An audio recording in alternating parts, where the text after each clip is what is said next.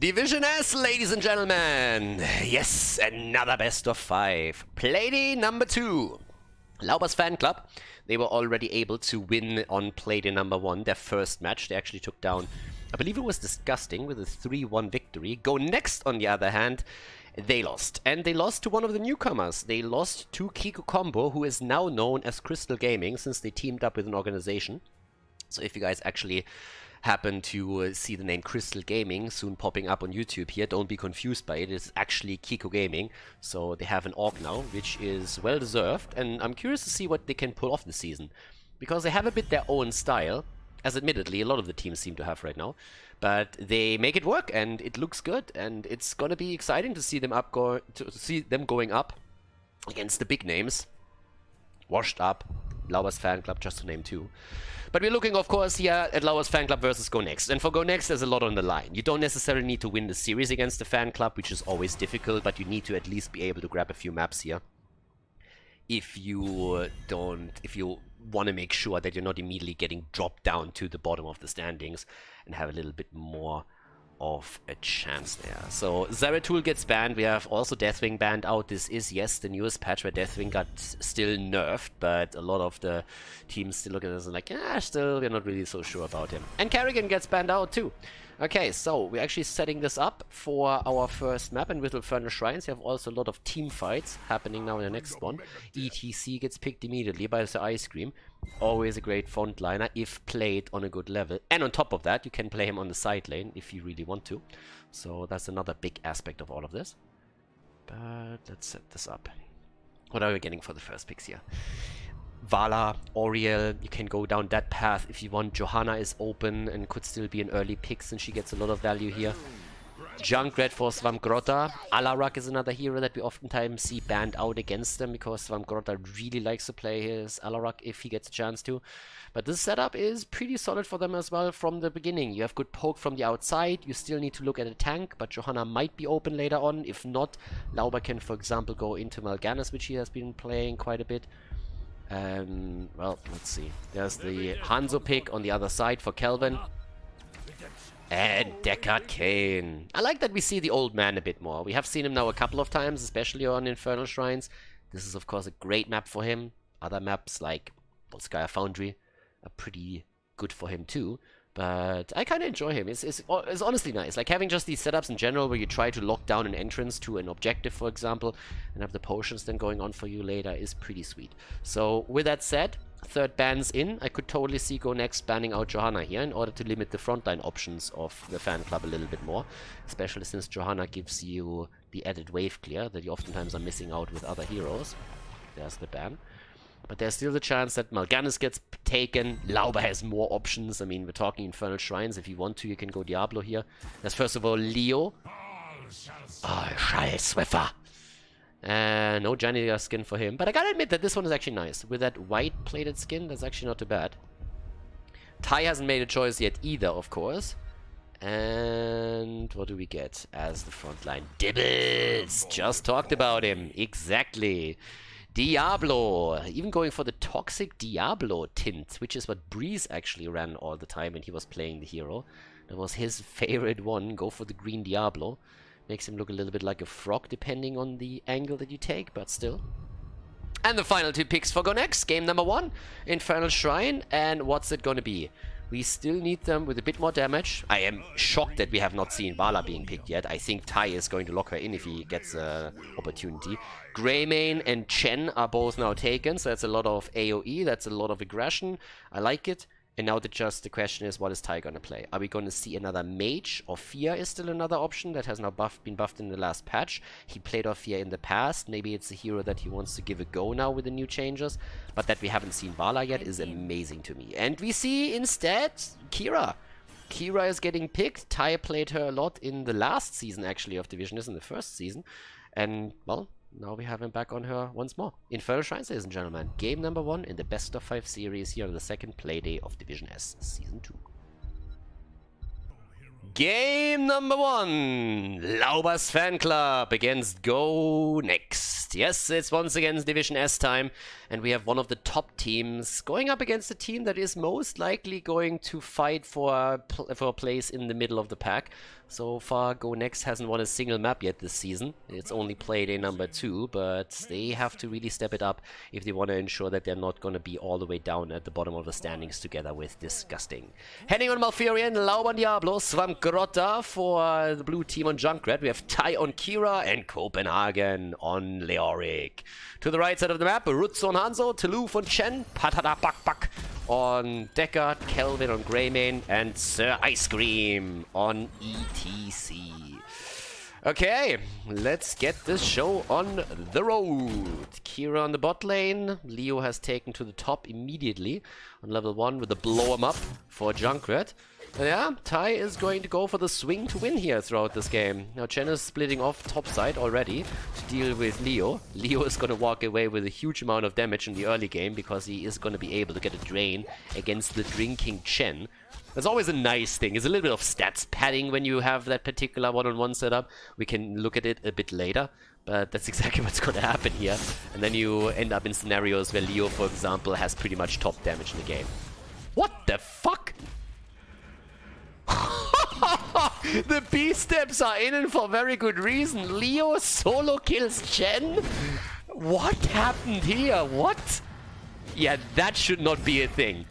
You shouldn't lose a solo laner like this quickly, and now they're losing Kelvin, aren't they? Oh my god! Oh. What is this? Quick match? Damn. That's a problem. That is a huge issue. Wow. I mean, the solo kill between Leo and Chen shouldn't have happened in the first place. I mean, that's the first thing. That is just like a no-go. And then you lose Greymane as he moves in to try and take the experience on the lane as well, with a simple rotation of Kira to the top. That's really an issue. Wow. I am very, very concerned now for the red team.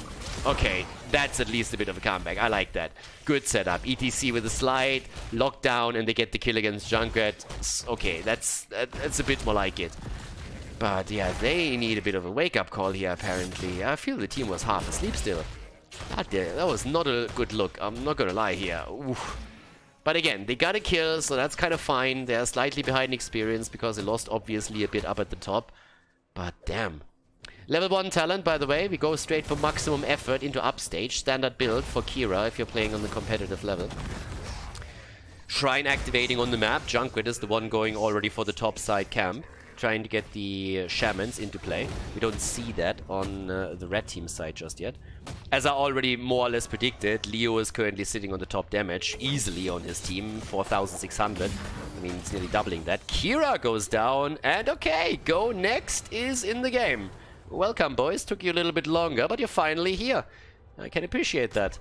This has also been slightly delayed, so Malfurion is going to try and take that, and Go Next gets an early shot at Protector or Punisher number 1. There we go. But yeah, that was a weird start. I mean, they're back to business and we're on even footing again, but holy hell. That is not how you want to open up a best-of-5 series against a team like Laubers Fanclub. Talking about Lauber, he's lullabering around again. Yep. Toxic Diablo is a little bit too toxic. Even Malfurion gives him the boot as he just walks over that corpse and pushes the ragdoll away. And now it looks like we might see Tai fall, but thankfully Malfurion was present. But Chen is on the case, and Chen... Oh, heading with the plays! Heading with the MLG plays right there. Yeah, Tai will definitely have to buy him a 6-pack at some point, because that was a sure kill for Chen, if not for Malfurion. 34 already on the objective, and the game turns. That was a bit of an early shock here for Go Next, but it definitely woke them up. And now they have a chance here. Greymane jumps out, goes onto the minion wave. It's still 4 more hits that they are missing. Level 7 abilities are ready for both teams. They still need to push someone in here. I mean, Greymane is trying to get a cocktail connector, but he can't. So far, they still have a lot of time to make that play. 36 against 21. They're running a little bit out of time. If ETC falls, that's a problem. And ETC indeed dies. Chen is now booped away too, but the hit from Hanzo. 39 to 25. Yeah, they're going to grab this one, aren't they? I mean, yes, there's the hit. In comes Rutsu. He could get it. Don't tell me. Yes, finally. Frozen Punisher is in, but Greymane is down, so is Malfurion though. The battle isn't quite over yet, on the other hand. Punisher, they're all moving away, by the way. As you can see, they're all moving down to the bottom to not give the Punisher vision so that the jump gets procced behind the wall for the easy defense. So something that you should definitely pick up for yourself if you're playing on a lower level league. If you are caught in front of the gate as the Punisher moves in, dodge out to the bottom and take the all-around move on the side so that the Punisher doesn't see you. Like this, they have an easy defense, 4 kills against 4. And I would say we have a game in our hands. Yeah, it's definitely a bit of a weird start into it. Not quite what I expected heading into this match, but damn.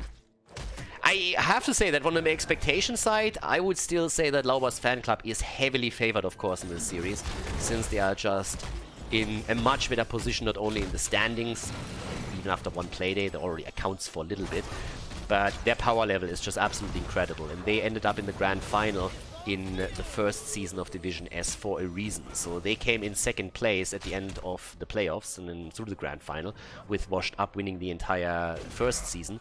But Go Next, they are going to struggle a lot more this season for sure. So this is definitely something to keep in mind as the Ice Cream moves away with a quick power slide against the lockdown attempt from Diablo and Malfurion. Level 7 talents also, the Healmonger, so the build's pretty much staying very consistent here for Tai throughout the seasons now too. And here's the level 10. With that, we have Apocalypse. Also, as usual, the final strike has been taken. The Entomb is in, Junkrat with a Riptire. And yeah, for Malfurion, you could play around both, Twilight Dream as well, but I would still expect Tranquility here. Good kill setup against Greymane, and with a nice Entomb, they're setting it up for Junkrat to push the target back into the fight, and that's another kill secured for the blue team.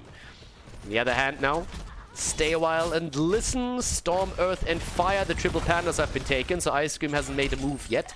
Could definitely head into a mosh pit if he wanted to here. If he wants to go for the side soak pressure, then of course stage dive is always an alternative that he could utilize.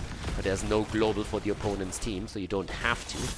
You can go into Echo Paddle on level 7 either, but even with Pinball Wizard, you can make that play. Push comes to shove. He goes into the talent first. Stage dive is in. Stage dive's behind. There's the immediate setup though with the root on the ground, but the problem is that Lauber is dead again, losing all of his souls on Diablo. They're trying to make the play for Henning, and he dies too. Didn't even go for Tranquility. Didn't see a reason there either.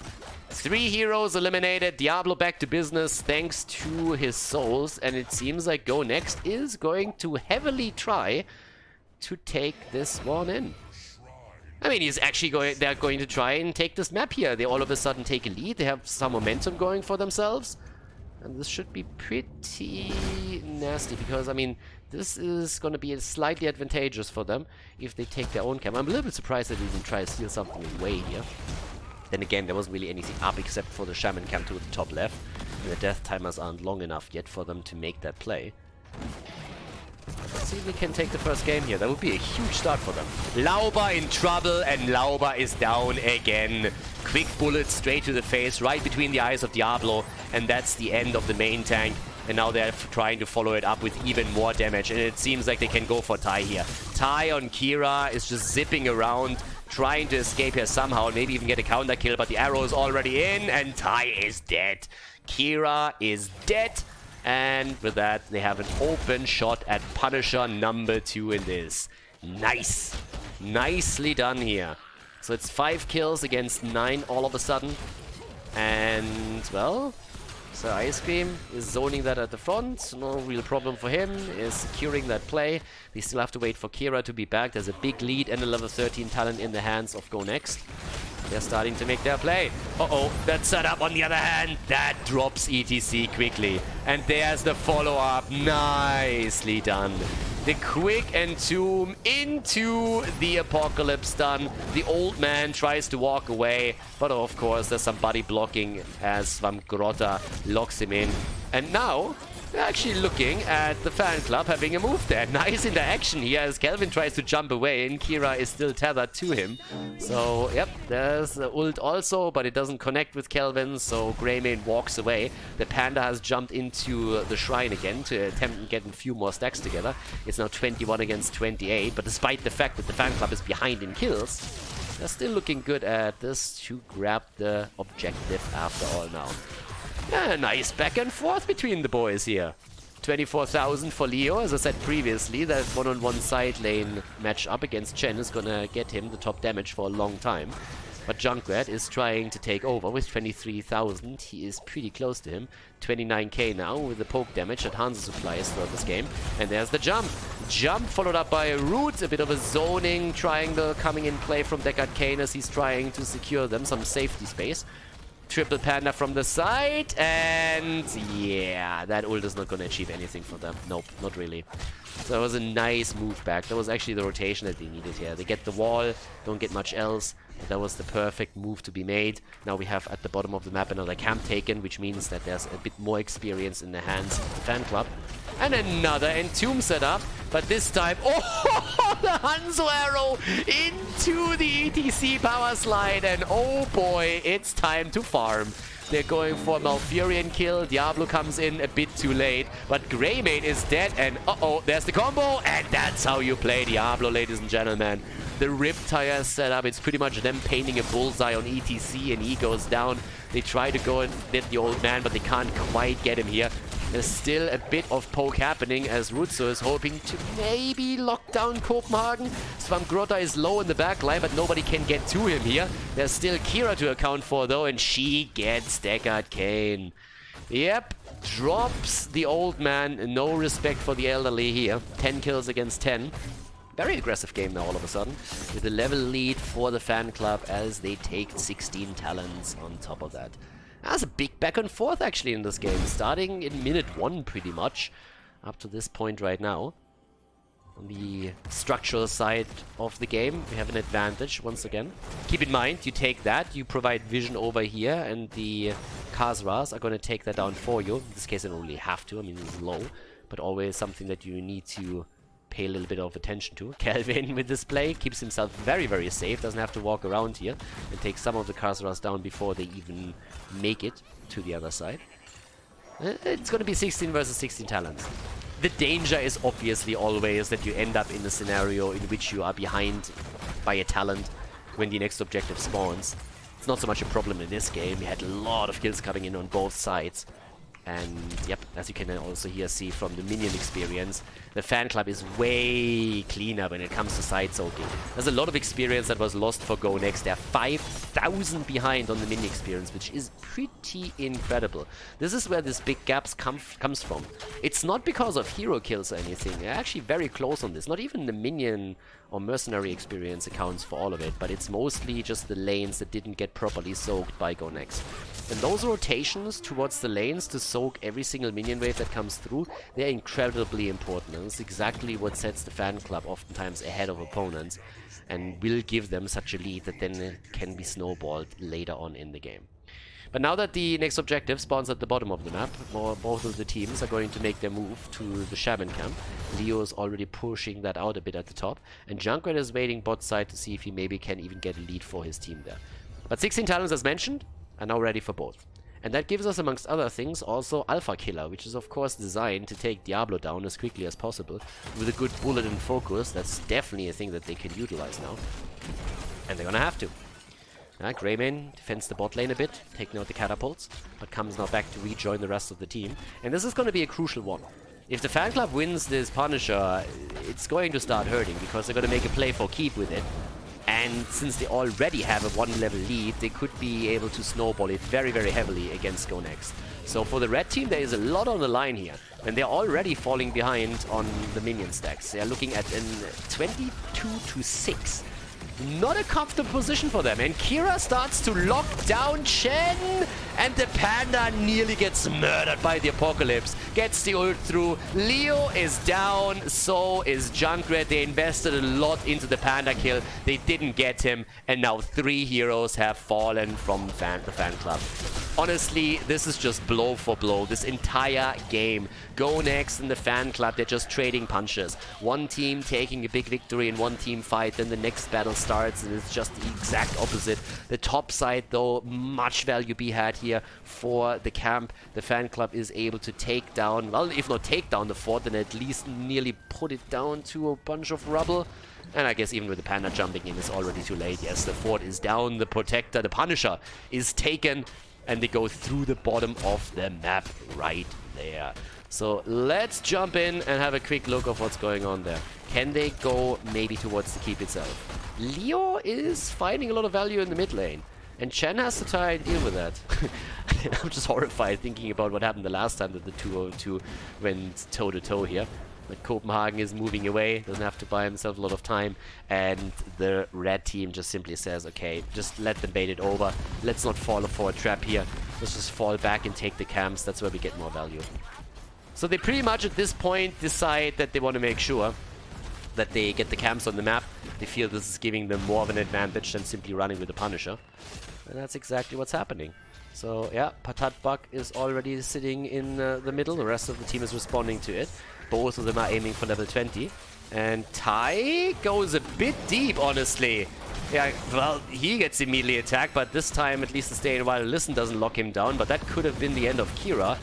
ETC is jumping in to see if they can maybe another lockdown against someone. And they go for Copenhagen, and that's a kill. Oh, the follow-up even with the arrow against the rest of the team. But since the wall was still intact, there was nobody that could follow up on it. So, yeah, that was another big problem. Now we're looking at a camp pushing the bot lane, which has to be addressed eventually. And nobody is rotating in for that. Instead, it's the mid lane that's getting defended here. But that means that as soon as those camps make it over, the keep is going to take damage. The keep is going to take damage. But they get the kill against Deckard Cain here in the middle. And here comes the next quick move as they're trying to go for kill number 2. Especially with Leo coming back, there's a chance for that, of course, happening. Taluf is already a bit low. Reptile, the Panda with a triple as he's trying to set that up. But that ult is not going to do a whole lot. Buried Alive is now in. Final Strike gets upgraded into the Unleashed potential. But both teams are looking at level 20 talents now. Which means that we're also getting the Purifying Brew. There's the immediate response from Leo. Buried Alive, baby! And so Ice Cream gets pushed out. Unless he stage dives away and he doesn't have the cooldown, he is going to fall there eventually. He can maybe delay the inevitable, but he's not going to get away from this one anymore. No. Has stage dive? Can he stage dive out? Does he try? No. For a second, it looked like he would. Yeah, the Keeper's taken a bit damage, as I already said earlier. So this is the thing. Top side, this is where we currently see Taluf in action, still holding on to the lane for themselves. In terms of the damage output from the players, we have now 41,000 for Junkrat, who took over the top damage on his team side. Hanzo, the only one that hasn't died yet, is on 63,000 right there. 40,000 on Greymane. And with 20 versus 20 is still anybody's game to take. I mean, the structural position is better for the Fan Club. They still have 2 forts on the map. But still, you lose a team fight right now, and you are in a lot of trouble. And Junkrat is just laughing around the entire time. Even the camp is stolen away here. 12 kills against 14. It's actually kind of fascinating that the Go Next has a kill advantage over the Fan Club, if you consider how this game has been going so far, especially with the early double kill that the Fan Club was able to lock in for themselves. So it's the bot lane that is going to be focused on by Leoric. Next shrine spawns at the top of the map, so far away from this. And Leo is just trying to establish some bot lane pressure for the team before he rotates in. Experience obviously doesn't really matter as much anymore at this point in the game, when both teams have Storm Talents available for themselves. So in we go. Up towards the top, there's the setup. 12 against 14. Kira also sitting at the side, trying to wrap around from behind. And in they go. Looking for the perfect opportunity to drop the red team. This is the team fight, and they're cornering them completely. Diablo comes in with a combo attempt, and they're making the play with the Buried Alive. Greymane in a little bit of trouble at the same time. Here comes the Stay a While Listen from Deckard Cain as he's trying to just shut everything down here. But the problem is that we're seeing Calvin extremely low on Greymane. He's trying to escape, but so is Tai, and both of them might fall. Tai is about to go down, but he drops 2 before that. Greymane and Hanzo both dead, and he actually survives survives through all of it, with the ult even setting up another kill for Taluf, and Tai somehow is still in play. Kira so many times, pretty much down to the last hit point and surviving through all of that, setting up a triple kill for the team. Svamgrota pushing it hard now to the limit, to the keep, trying to ensure that they can already get the damage in before the Punisher is even arriving, and so Ice Cream and Patatbak have very little chance of doing anything here. The damage dealers are all gone. They're trying to hold the fort long enough, but now the keep is attacked and the Punisher is on the way, and they're going to try and make their play for game now, of course. They try to get the lead in the best of 5, and how is that going to be stopped? I think it isn't. I mean, there's just no way. They're baiting the Punisher in the middle as they should, but look at that setup! Lauber! Lauber flipping ETC out of the Buried Alive. Yeah. How does Lauber like his steak? Oh, oh god. Nice save, Lauber. But still, Greymane is down, but Malfurion has also fallen. With the Punisher still jumping around here, it might still be the end of the game, but it's a little bit more tricky now. So Ice Cream is still on the run. Yeah, and the shield has fallen, the hit points fall slowly but steadily too. Tai is finally taken out by the Panda, but a mace to the face from Leoric ends the life of the Bamboo Eater as well. Hanzo is dead, the core is falling, the B-steps are in as the old man is breaking out the moves, but that is game as the Fanclub locks in the lead in this best of 5 series against Go Next. GG and well played.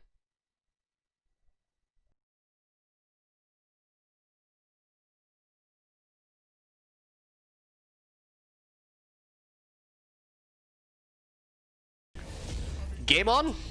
Game number 2, Battlefield of Eternity is the second map. The Fanclub has taken the lead, as more or less expected, but I still have to admit that I kind of felt that GoNext had a good chance here of maybe taking the win for themselves. The beginning was rough. Losing Chen and Greymane at the top lane before anything else started here was a bit weird, but now as we're looking into game number 2, GoNext might have an opportunity to turn this a bit around and at least secure a map for themselves.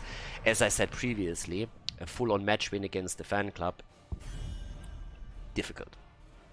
Fanclub is just a bit too strong. I mean, we have currently 2 teams in Euro which pretty much reign supreme over most other teams, and that's Washed Up and the Fanclub. So beating those 2 is a huge objective or task that you are setting for yourselves. But taking a couple of maps, that's a different story, and that would really help you to get a good position within the standings. We have obviously just the second game day now live, so that's something. Deathwing banned, ETC banned out too. Lauber, of course, likes to play the hero, and Battlefield of Eternity is a very good one for this as well. And there's the Chromie ban. Okay, Chromie banned out, and what are we getting as the next ban against them? I mean, again, you can ban Liming, you can ban Hanzo. There's like so much that you can work around at this point. You don't really have to go for one specific ban, but there's a ton of heroes that are just great here. Vala with an arrow build, Liming for the continuous poke, Hanzo for the scatter shots. It's a huge amount of heroes that are especially great on this map and that you could not target with a ban or just the preference ban of your opponent. And they actually get rid of Karrigan. They don't want to be overrun by someone on the other side. We've seen some of these Karrigan plays, so it's just like you can't deny them heroes that are good against the objective, so you might as well just ban something out that you know they play with preference. And now it comes to the first picks. We've seen a lot of Liming first picks, Hanzo first picks, Vala first picks are really strong here. There's the Liming. Again, she is fantastic on the map. So are Greymane, Vala, and others. And oh, we are gonna see a Laubers Fanclub special. Yeah, the old Granite Gaming team with the Speed Car Garrosh. So what's the combo here? Zarya on level 4 has a speed bubble that she can use, and once that she uses that on the shield, Garrosh is turned into a race car and can pretty much walk up to any target for free, get a flip, and then a stun in. So that's what they're trying to do. That gives you an incredible 4-man, especially if they're now heading into Vala, which I think they're likely going to do if the hero makes it through the ban phase. And that is a fantastic 4-man setup if they set this up for themselves. And Svamgrota has this actually played a lot in the past. So the next question then is, what are we going to see? I would assume that we get Blaze as a top laner if they can make that happen. Hanzo is banned out. We have 4 go next, at least the combo with Ana's Nano Boost and Li Ming on top of it. Yeah, there's the Vala ban. As I said, that one was likely to happen. If you let Vala go through, it would be the dream for the fan club. So Go Next sits there and says like, yeah, you got those 2, but we're at least going to shut down Vala. Greymane is still up though. So you can play Greymane with this if you want to. You can go for other auto attackers too. You still need a support with this, and we could even see them go for the Oriel setup at some point if they wanted to. But yeah, Malfurion for lockdown. And Jaina. Okay, Malfurion, tie on Jaina. And let's go. Picks on the other side. What do we get? We need an offlaner. They themselves could go into Blaze, of course, too. Leo is also up. You could play with Chen again. Thrall is another hero that thrives on the map. When it comes to second damage, Greymane is an option, still. So, good pressure against the Immortal, of course, too. Let's see. Falstad. That one is actually a little bit more interesting. Don't see as much Falstad there. But they actually make the Falstad play now. Okay. So let's see how this is going to work out for them. Definitely buys them a little bit of time, but not a hero that you would usually expect necessarily on the map. So that is definitely an interesting touch now. But what are we getting for Copenhagen as the last pick? Again, our offlaner, there is Chen. The stage is set. Game number 2. Battlefield of Eternity, ladies and gentlemen. Laubers Fan Club, they have the lead over Go Next. Let's jump into the second map and see who takes the victory on BOE. Game number 2, the Fan Club on the left side with Henning on Malfurion, Copenhagen on Chen, Swamgrotta on Zarya. We have Tai on Jaina and Lauber on Garrosh. To the right side of the map, their opponent, Go Next with Rutzo on Li Ming, Kelvin on Falstad. That's going to be an interesting situation for them with Falstad. I'm actually really curious what exactly they can pull off with him here. Patat Buck is playing on Ana. We have Toulouf on Thrall and Sir Ice Cream on Johanna. Alright, ready for this one. Let's go. As we've already seen a few times, so it doesn't really come as a shocker or a surprise. We have Feel the Heat for Zarya. Swamgrotta has played this in the past quite a bit. And again, the idea here is... Fucking idiots.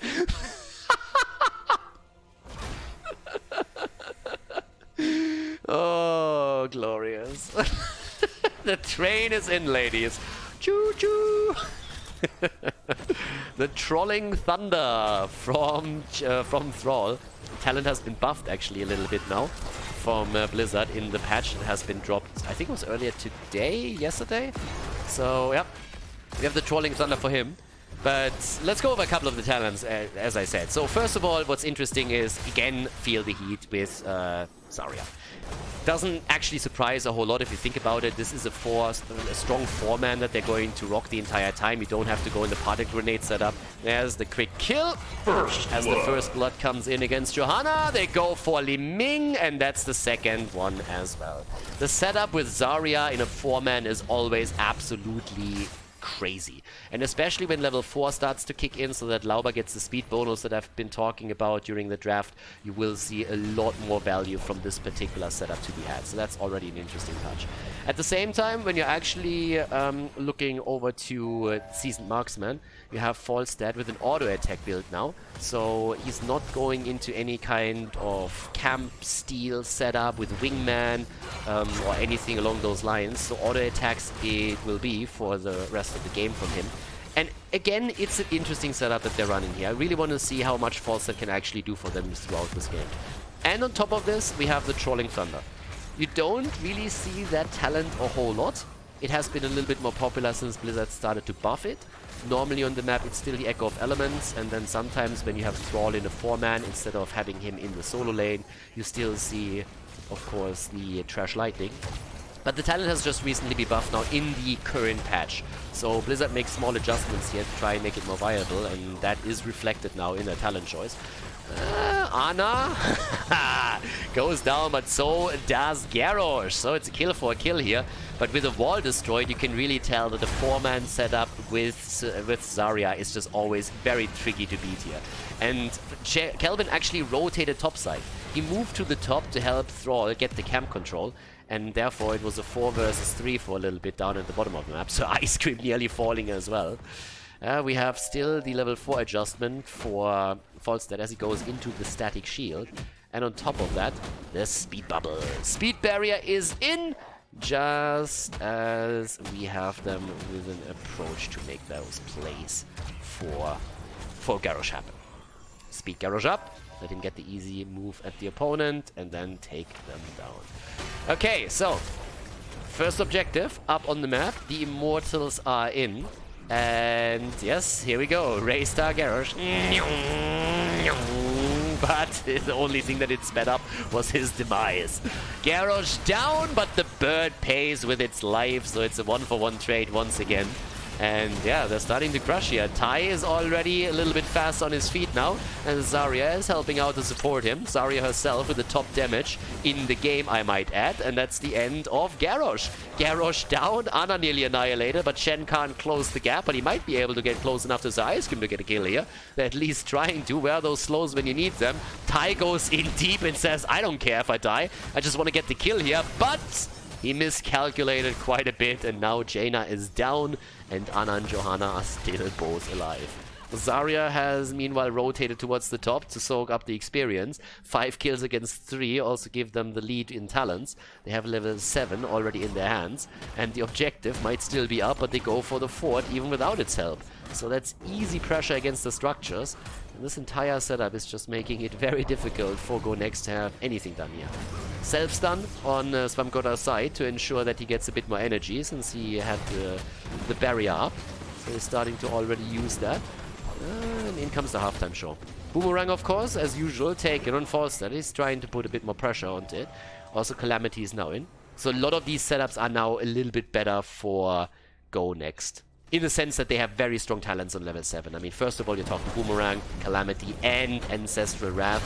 Those are all crazy good. The race, on the other hand, is easily won by the blue team, especially now that Garrosh moves over to the right side and interrupts the attempt to take the shields down. So the fan club with the first objective, but the fight is actually still on. The fight is still in.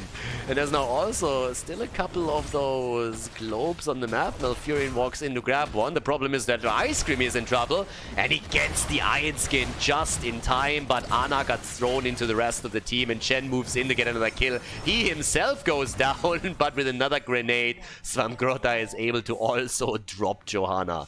It's going well for the fan club. It definitely is. Level ahead, 7 kills against 4. They get kill after kill, and now they're able to move through the top and might even be able to take the fort down, even though well, actually with only 2 heroes defending, they might still be able to make it happen. I think they should be able to. So that would be the second fort that's destroyed here, and therefore on a structural level, the fan club is taking a massive, massive lead over their opponent. I mean, they're massively ahead here. So in we go, with level 10 abilities coming up next. And the fight isn't over yet. Yep, there's again Raystar Garrosh on the move. Bubble is just over, but already Sir Ice Cream with a quick D. But that might have been a little bit too quick, and he goes down. No trade available anymore. The Trolling Thunder move on the other hand, as Taluf comes in from the side and says, big boys, I still have some plays here.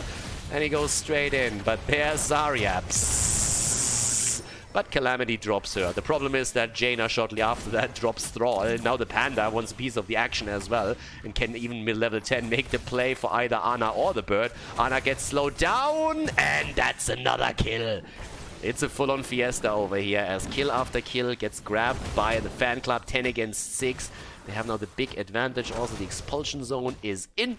And we're still waiting for heroics for Go Next. And of course, now they can make the play up to the top and grab that here. Okay. Damage output, 18,000 for Zarya. Top damage for the blue team. Jaina a close second with 16k. And Garrosh is already sitting at the bottom of the map here. Yep. Lauber sitting in position, trying to make a little bit of play as the rest comes in. Swamgrota is already on the move, but of course now we're also seeing the Shaman camps about to be grabbed again. But it's at least level 10 against level 7. So now we have a fair fight coming up next with the Immortal spawning. The teams are going to delay the grab on the camp slightly. There's Earthquake now in, Nano Boost. Yeah, both teams, as you can say, just defending the camp, just taking it a little bit later. And that bot lane is going to be heavily pressured. Both lanes are in slight trouble, to be absolutely honest with you. I mean, let's face it, the fan club is heavily ahead. Uh-oh. Uh-oh! It's a trap! And the bird is locked down, taunted, and eliminated. Yeah, that was an easy kill there. Nicely done also by Lauber. He just waited it out, moved past Johanna, no problem. They didn't check the bush, and all of a sudden the bird doesn't have an escape tool anymore. Gets thrown in, stunned, rooted, and then also taunted by Garrosh, and that's an elimination. They're trying to make the play for Garrosh though, and damn, Li Ming with the Calamity kill. That Nana boost definitely on point. And another follow-up as Zarya goes down. Go next, not giving up here. Toulouf is rocking it with another setup against Malfurion as he connects the Wolf and locks him down. And the halftime show has nearly been won by the fan club, but they haven't grabbed it quite just yet. The Panda could move in to help out a little bit, but things are starting to look up slightly for Go Next, as they at least keep their chances alive of walking away with one Immortal. Death timers are of course still a bit low, and the halftime show gets won after all by the fan club, but not quite with the margin that they anticipated initially. The level 13 talents are also close. That would give them another big lead. And here's another slide attempt. Water Elemental alone is trying to make it happen, but yeah, not so fast. They want to have 13. Wait for 13 first, and then make a play afterwards. And well, they're going up to grab the experience through the minion wave for exactly that. Down here, on the other hand, the fight against Kopenhagen is already planning through. Stun after stun, and Lauber with a save. And in comes the triple Panda. The gust immediately to get the Pandas out of harm's way. So right now, it's just trading cooldowns between Falset and Shen that we are seeing. But it's a heavy aggression against the Immortal, and this one is again in trouble. So is Kopenhagen though, but Tranquility is in, and the kill against Anna. Anna gets murdered, and they're trying to move a little bit farther past that. Another quick hit against the Immortal drops the second objective into the hands of the fan club. 12 kills against 9. We'll look at level 13 talents for them now, with the unstoppable competitor now. And they can go through the top lane, where they already put a bit of damage onto the wall itself. With level 13 talents, they have another opportunity for just a few more seconds. The Panda, though, is at the bot lane. So this is not going to be a 5 versus 5 for still a bit longer, but now Chen rotates slowly towards the top. Level 13 also gives the red team Giant Killer, so that's nice. But it's a very early Immortal. I mean, it's 10 minutes in. This is not like 10 minutes in and we're looking at a keep already. Thrall is attempting to come in from the side with a bit of a flank, but this is a nice guard that we're seeing from the fan club as they're trying to put more pressure onto the keep itself. The fight is about to start here. The Panda, the focus target once again, and he gets saved by Garrosh. The nano boost on Li Ming, this time not quite as successful as in the last few fights, but she still gets quite a bit of damage out. The Immortal is on the keep though, and is doing some serious damage here. Won't be able to take it down alone though. Great boomerang value, as 2 heroes were locked down just for Falstad for the taking. Keep extremely low, but they're just moving away. There's no real reason for them to risk anything here. The fan club. They're ahead in kills, they had an experience, they had on the map. There's not really a big need for them to make anything happen on the top lane. If they just play it safe, sound, and controlled, they will grab level 16 talent so much sooner than their opponents in red, that they should have a huge advantage over the next objective. But they're actually still sliding in. They have vision at the bottom since the full 5-man has started to take down the minion wave. So now they can poke a little bit more here. And they're actually baiting out a bit of a fight. Red team is slowly starting to make their way in. It might not quite destroy the key, but it's definitely going to put more damage onto it. Lauber gives them a little bit more time. Kopenhagen is thinking about sacrificing himself here, apparently. In comes the Condemn, and the Blessed Shield too, but the Nature's Cure saves them all. And in comes once again the Panda power, but Kelvin reacts quickly with another Mighty Gust, keeping the opponent at bay. And Lauber and his boys, they're fighting. 16 on 16. They don't care too much just yet. They have the keep nearly destroyed. With a bit more poke from either Jaina or Zarya, they have that. But if they can get a killer, would be even better. And they get it. Johanna down after the taunt is through. Here's the level 16 talents. They're going to get the keep for sure. Rutsu, again, nano boosted, is trying to get some damage in. But it's not enough to save the day for them. And all of a sudden, with 16 talents now in their hands, is a massive lead. And the Immortals spawning in another 14 seconds. They're trying to get even another kill as they're making the play for Thrall. The Panda is also low, though. And Thrall has to move away, but so does Jen. Still, big lead. And here we go. How do you fight this now? For Go Next, it's pretty much impossible. The halftime show is a given. That one is going to be taken by the fan club. No problem. But the next problem is really what's going to happen. Can they actually engage into a fight when Johanna's back? And I actually don't really think so. They need a really quick kill if they want to have an opportunity there. And I don't know if they do have that. They have taken a few kills earlier with Li Ming making nice plays and a good setup from Johanna with the Blessed Shield, but if they don't get that quick kill with a nano boost, then I don't think they have a chance at all. So now Malfurion, oh my god, if he would have just walked through there, maybe 2-3 seconds later, then he would have died for sure. That would have been an insta-kill against him. They're just wrapping around, trying to find an opening. Blessed Shield and the save from Lauber. That was big. That one was so important. It was a nice move from Go Next, looking for an isolated target here. It was really well done by them, but not good enough. Or was it? 2 down. No, Go Next is gonna get destroyed here. The idea was correct. They made a really good move, and a second sooner in that bush where they nearly got Malfurion would have led to a kill. But now they are 4 heroes down. Rutsu is gonna die too. No, this is not happening. This is a 5-man wipe right here for sure. Li Ming gets flipped left and right and falls. They don't even go for the Immortal anymore. They go straight in for keep number 2, and honestly, they can just move past it and go straight in for the core, and why wouldn't they? Falset is going to be back in another 5-4 seconds, but he doesn't even have Mighty Gust up, so he can't even buy time for the rest of the team to make it back.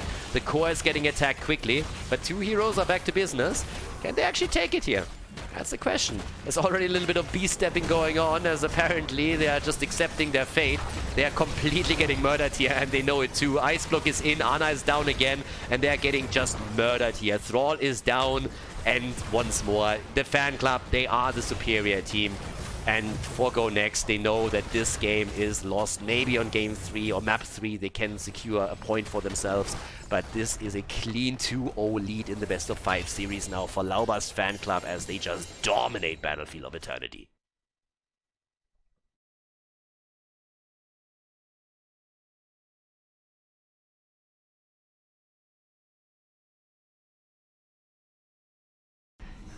Game number 3, potentially the last map now. Laubers fan club again is rocking it. And just to reiterate this once more, Go Next has lost without taking a single map on the first playday against Crystal Gaming, formerly known as Kiko Gaming. So now the fan club is supposed to be even better, so it's not really a big surprise that they're in a 2-0 lead. But I gotta say that Go Next is making a couple of really cool moves there. And I feel that once that we're seeing them go up against different teams that are more so in the lower half of the bracket, oh sorry, not the bracket, but the standings, there's gonna be some tough matches to decide which team is gonna end up all the way up at the bottom and who has a chance to establish themselves in the middle of the field. But right now, it is of course a bit tough. And, I mean, the fan club, couple of memes there towards the end, and it's going to be interesting. But here comes Falstad being banned, Zeratul is banned out as well, and we go in for the next set of bans with ETC getting eliminated. We have 1 global down, so that leaves Dehaka, and as ETC with stage dive is now also not an option anymore, Dehaka will have a bit of a unique position there. Keep Abathar in mind, keep Samuro to an extent in mind, and especially in Abathar setup is very much so possible. So that could be something that one of the teams is going to attempt here. But let's see. What else gets banned out right now? First pick goes over to Go Next, of course. There's the Li Ming ban. So they don't want to go up against that anymore. That combo with Li Ming and Ana did quite a bit. And Deathwing is in! Oh, not the white tint.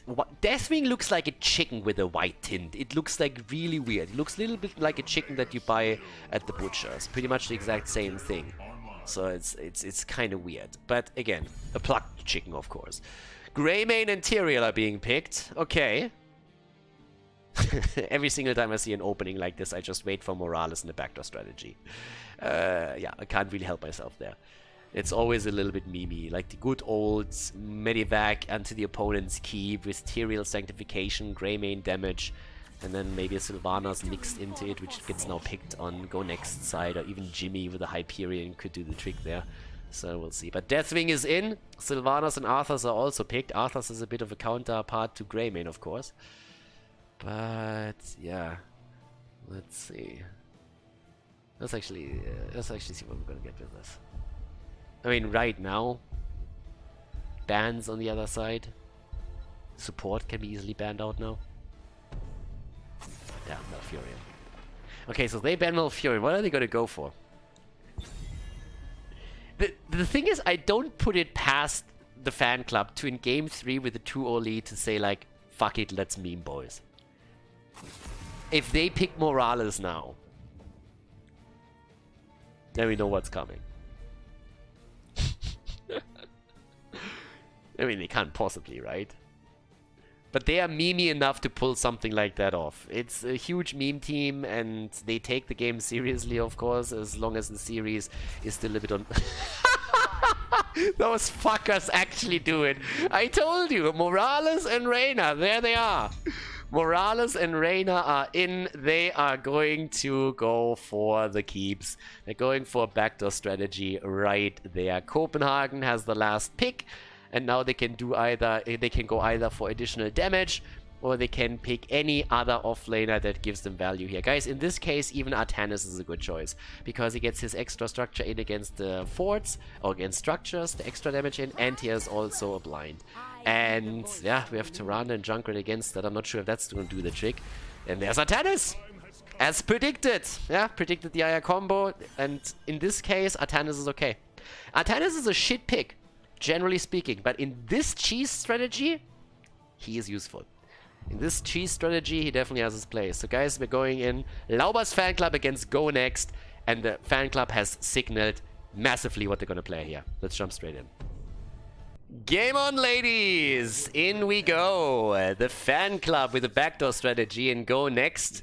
I mean, they know what's coming. The question is simply, can they stop it? To the left side, heading on Morales. Ty on Greymane, Copenhagen on Artanis, Lauber on Tyrion, and Swampgrotta on Reyna. To the right side of the map, Kelvin on Sylvanas, Rutsu on Junkrat, Sir Ice Cream on Tyrande, Patatbak on Deathwing, and Taloof on Arthurs. Alright, let's talk about this real quickly. So what's going to happen here? It's actually pretty easily explained. Once that level 10 is in, what the blue team is going to try and do is medivac with Morales over to the opponent's keep. You medivac over, you drop a sanctification, and then you just snipe the structure. Very likely you're going to die in the process. If you don't, then you try to either make it out, or instead you're already going to the core and try to damage the core a little bit. But you're just repeating that process over and over again up to the point where you can either snipe the core of your opponent, or where you have such a huge macro advantage through catapults pushing the lanes that you're going to win the game.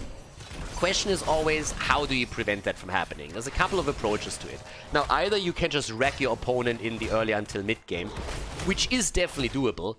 We've seen in the past, I mean ages ago, it was actually a DreamHack in 2016, I think. A similar strategy was played from a European team against the Koreans, because they thought, well, we have no chance against them in a real game, so let's try and cheese them a little bit and hope that we get a successful hit here. It was pretty much quickly shut down because the Koreans just applied incredible pressure against the European team and never really allowed them to get to level 10 on even footing, and then could simply destroy them on merit of that alone. So that was back then, but there's a huge difference between the teams back then. Now we have a very different situation, because the team that is actually just normally stronger is the team that is trying to execute the strategy. So the exact opposite situation of what was being played back then. Another approach is that you're trying to use certain heroes that can give you time, because that's all that you need. So you need to identify early on, when your opponent hits level 10, when they are going to try and go for the medivac. You Hearthstone back immediately, and then you try to destroy them before they take that fort down. Heroes that create space for you work really well with this. One hero, for example, that would excel at that is Falstad with a Mighty Gust. That's one of the reasons why the fan club banned him out that quickly.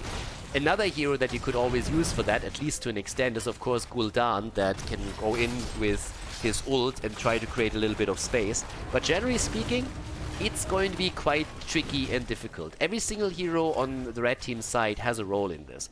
And there's of course a few other heroes that could have been substituted in for that, Sylvanas being one example, but she was taken away by the red team. But if you're just looking over to the setup, Greymane is great against structures. Morales supplies the Medivac. We have Hyperion very likely coming through from Jimmy. And then Artanis has also a chance to buy them a few more seconds by using the Suppression Pulse. And he, with his amateur opponent, of course, had that extra bonus damage that you also want to have. But there's the pressure, and that's exactly what the red team is now going to try and do. Pressure the game early, try and get an advantage, try and make it to a point where you have the lead over the fan club before they can get really into their dangerous setup. And with Sylvanas, they have push power. If they get a good setup with this, it's possible. He has also now the Icy Talons, so he gets the additional attack speed. He's trying to play through that. That oftentimes means that with level 7 you will get Rune Tap because it gives you more sustain that you get with the Resilience, the Icebound Fortitude. But it's gonna be, I mean, it's gonna be interesting. Back in the days, you could surprise people with this. People didn't know what was coming, and that is a problem. But if you know it's coming, then of course you are already thinking about ways of how to counter it and how to play around it. But right now the question is, can they stop it even though they know what's going on? Lauber is the first one to die here. First blood. Lauber down, and he tries to get a bit of trade value with Tyrael, but it's not happening, at least not just yet. We still see Junkrat rotating, and towards the top, this is just a full-on 4 versus 4 now. And Ice Cream! He finally goes down. Artanis is the one to supply the final hit, and Deadwing is down, so is Sylvanas. This is not off to a good start. Nope. Ford is quickly going down here. This is actually one of the prerequisites that you also have to always keep in mind. You can't go for the core if all forts are still standing. You can't do that. You have to take the fort down first before you go for the core itself. We've actually had a scenario in Division 7 where a team successfully moved in, took down the keep, and then moved towards the core, but couldn't attack it because they hadn't taken the fort on the lane yet, and were very surprised and didn't know what was going on there. It was pretty funny.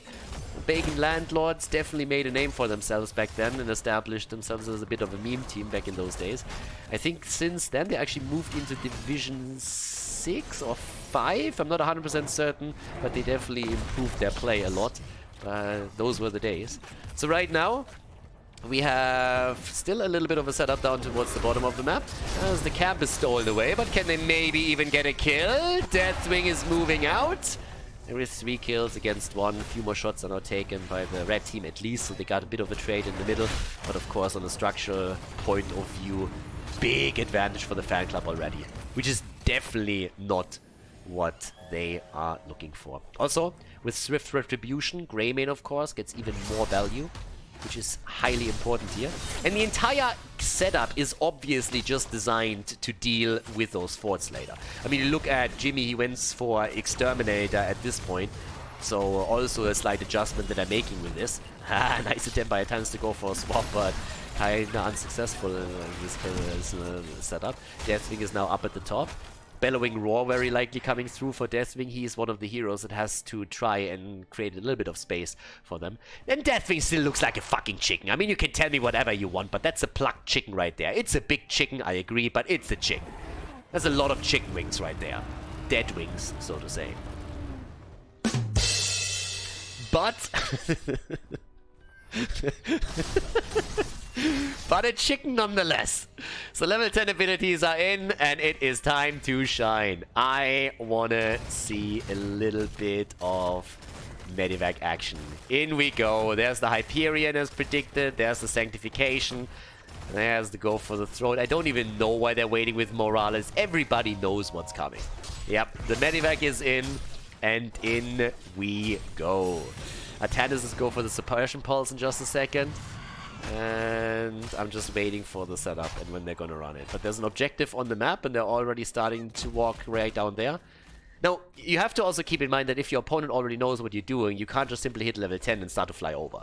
You need to try and be a little bit more sneaky around it, or at least threaten the objective. If they don't make a move there, then you can do it. So you have to play around this a little bit and try and take that properly.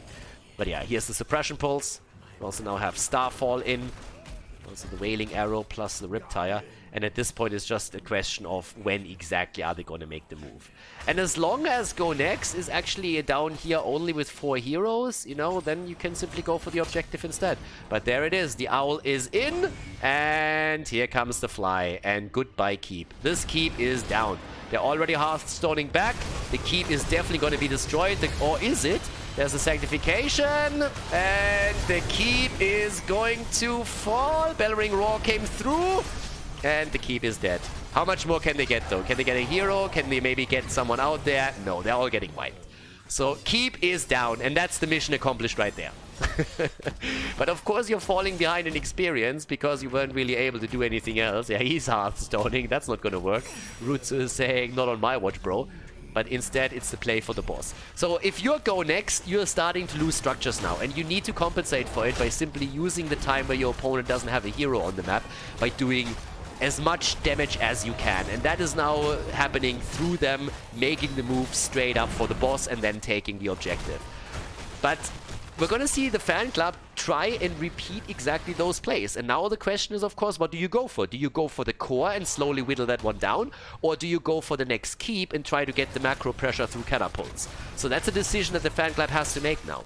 And their problem is going to be, in the long run, that they are falling farther and farther behind in experience because, I mean, they're getting team wiped here. So every time they make that move, they're losing their team. So it's now 6 kills against 3, 14 against 12. We have Deathwing pushing the mid lane for the side soak pressure. Level 10 abilities are slowly coming back for the fan club, so they have another shot at making the next move. But the objective is also taken, so structures are slowly falling.